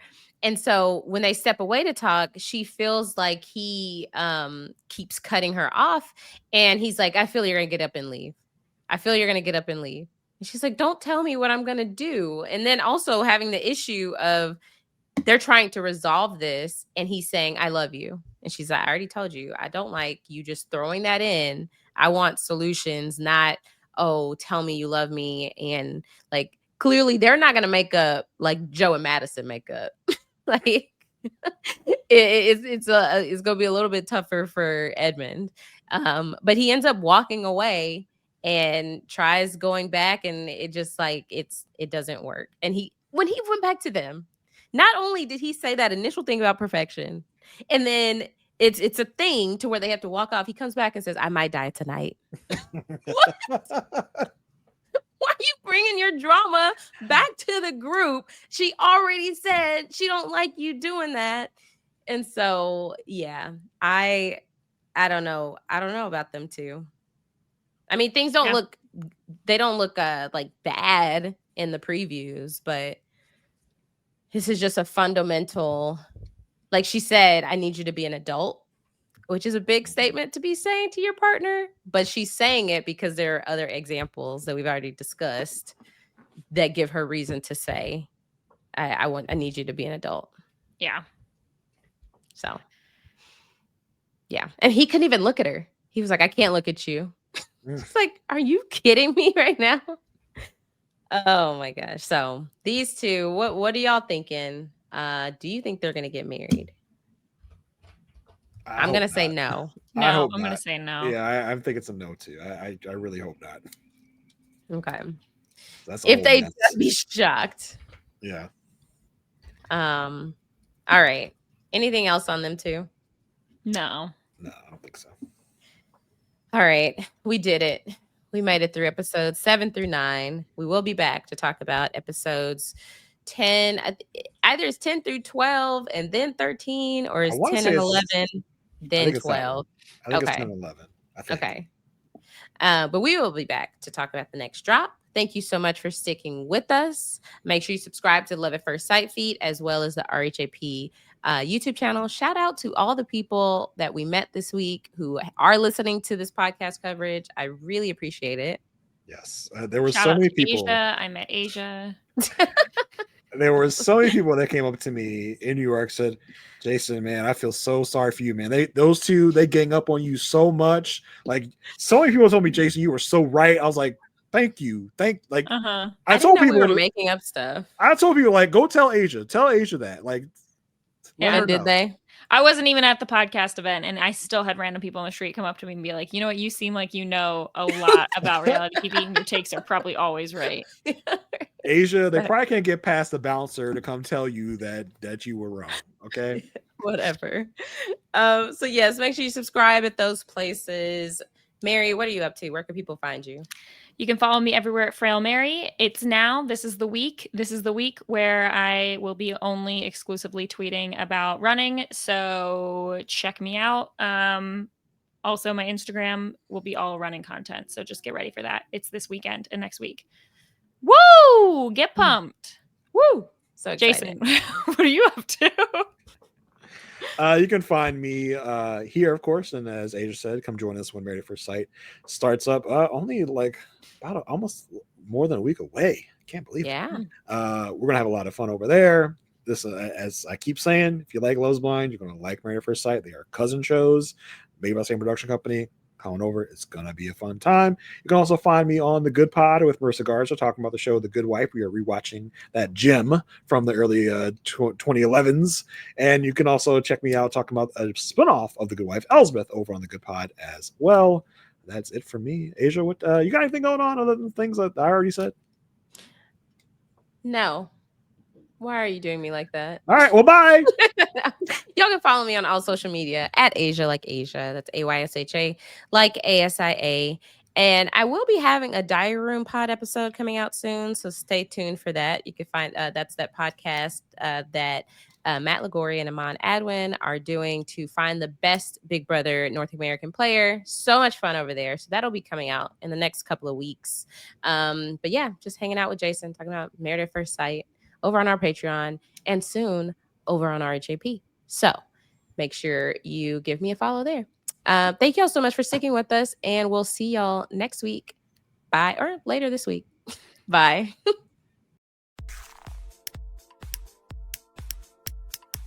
This is RHAP. We know reality TV.